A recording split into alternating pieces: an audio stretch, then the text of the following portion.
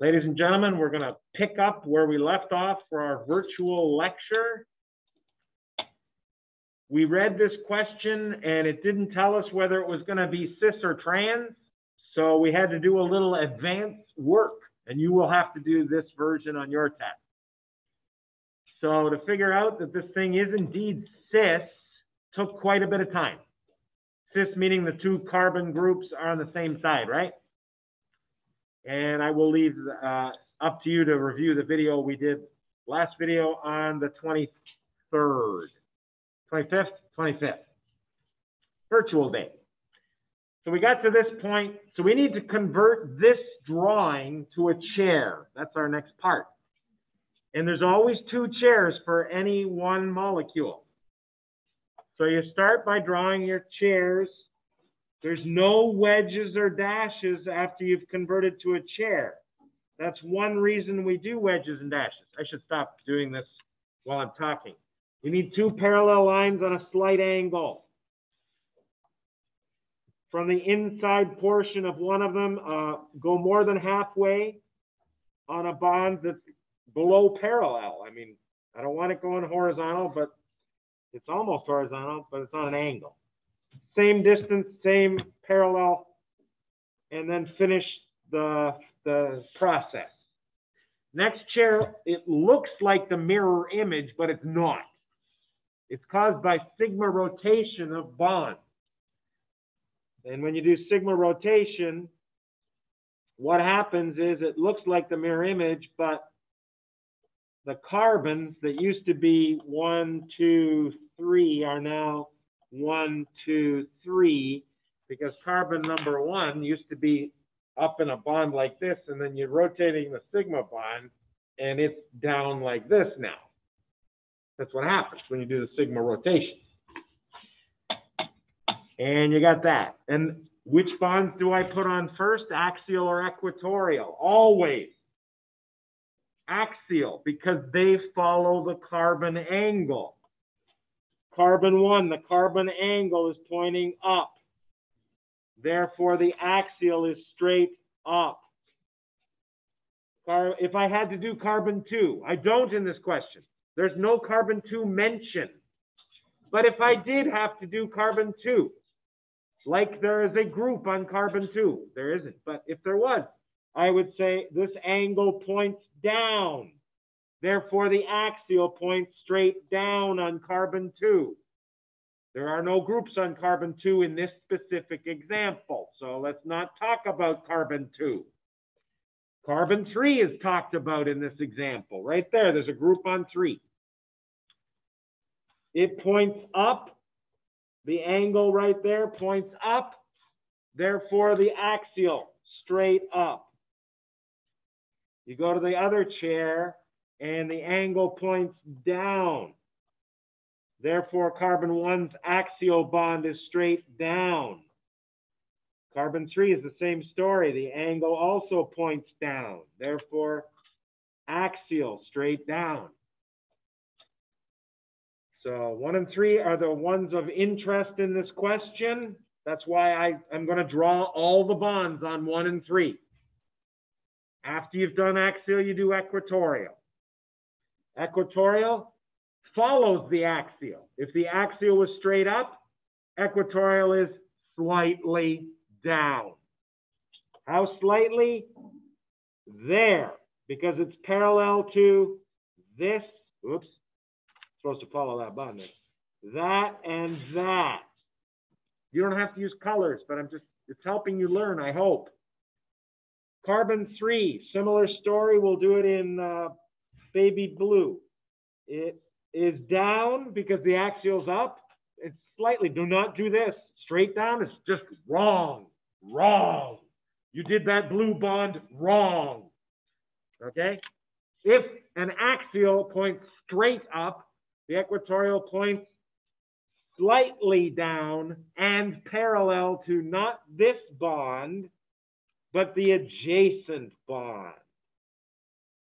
Similarly, this bond here is parallel to this bond here. Got it? Not the next bond, but the next bond. Going over to the next chair in purple, axial was straight down, equatorial slightly up, parallel to this and this. You probably have trouble seeing that, but there they are. A little extra stuff here. There we go. And equatorial on the other one we'll do in some other color. Hot pink. It has to be parallel to, well, it has to be slightly up and parallel to that and that. There you go. You got all your bonds on. Pretty soon we're going to get a point. We haven't got any points yet. A lot of work for no points. Now you've got an up bond and a down bond on each of position carbon 1 and 3. Now, just remember, you got to remember this, or else this whole exercise here was a waste of time if you don't remember these two facts. Wedge means up. I don't want any wedges or dashes down here. I know it looks like I have a whole bunch of wedges, right? But that's just because I was highlighting stuff. Wedge means up. So this bond right here is up. That's a wedge, right? And this bond's a wedge here. It's up. This bond here is down because it's a dash. This bond here is down. It's a dash. Which of these two bonds is up, green or red? Green. On carbon 1, we have the isooctal. Just reminder, here's the numbering system in baby blue up here. Carbon 1, carbon 2, carbon 3. That's up. I need the isooctal on the green because that's the up. Isooctal, you go 7 in a row. 1, 2, 3, 4, 5, 6, 7 with a V on the end. And is that axial or equatorial? You get a half point for it. Axial or equatorial? Axial. Right? AX, get a half point. Please don't forget to put in H for the end of a stick that's not a methyl. And there's no, I won't ever put a methyl in this question. Too boring. You have nice groups. Okay, carbon 3. The group, is it up or down? Right there's the group. Up or down? Up, because it's a wedge. Right there, up. It needs to be a, what is it called? 4,4-dimethyl pentyl. You draw a pentyl. All right, here's a pentyl. One's already drawn. 1, 2, 3, 4, 5. And 1, 2, 3, 4 has 2 more methyls. There it is. And it's also axial, isn't it? Because you had to pick the up bond, and in this carbon, the up bond is the axial bond. Don't forget, the end of a stick is a methyl unless you tell me it's not. We're getting there. Now we got 5 points. 6. 5 for the drawing and 1 for the labels. Now things are starting to pick up. What about in the other chair? Which of those bonds is up? Purple. Isooctal must be up in both chairs. Okay? So we've drawn carbon 1, 2, 3, 4, 5, 6, 7. V. H. Similarly, carbon 3, the up stays up. So I need my 4,4-dimethyl pentyl on the pink. 1, 2, 3, 4 dimethyl. H. Now the axials are both EQ.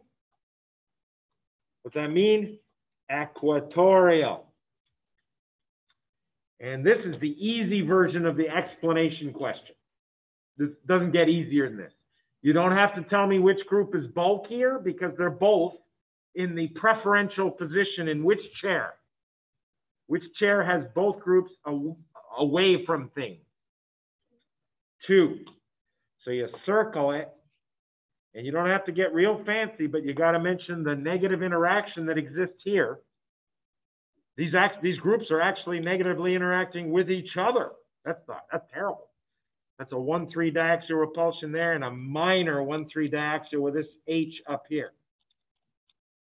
That's also the same position where there's a negative diaxial interaction. You don't have to draw that H. I'm getting rid of it. but it participates to 1,3 diaxial repulsion. In share 2, I moved stuff. I didn't want to move stuff. Save.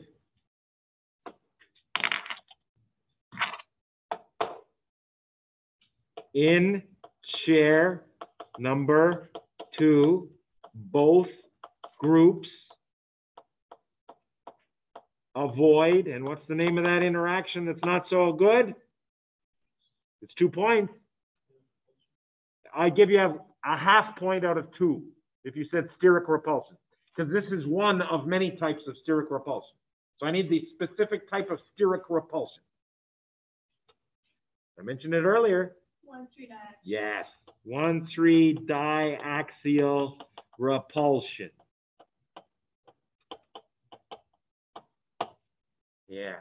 Just a reminder, we also saw eclipsing as another kind of repulsion, but that was for adjacent carbons, and you're not going to talk about that with chairs.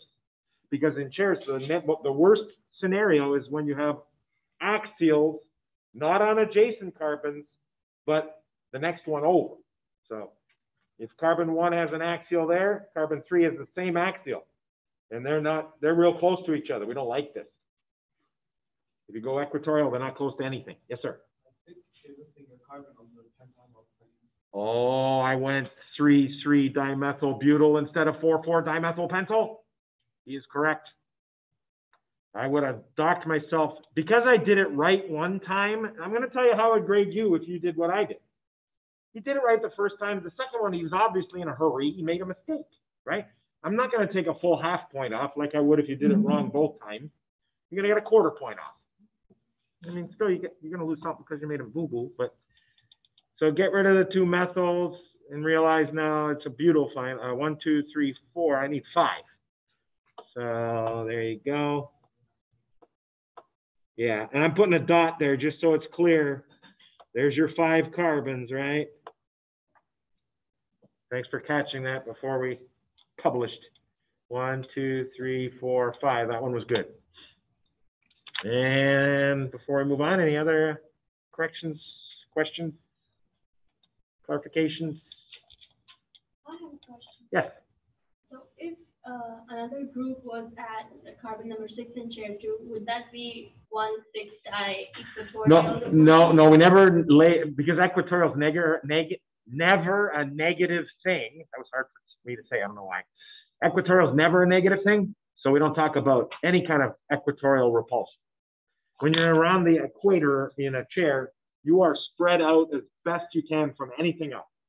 When you get to those axial positions across the ring, just 2 carbons away, that's why it's called 1,3, because it's 2 carbons away every time, whether you go clockwise or counter. They're going to be another axial with the same direction, and that's close in space. That's not good. That's the interaction we want groups to avoid. And if we're given a choice of, both chairs give 1 axial and 1 equatorial. We did an example like that on Wednesday, I'm pretty sure. We had to use the word bulkier. Did we? I'm trusting you. I'm semi-trusting myself, but I think, yeah, we did it.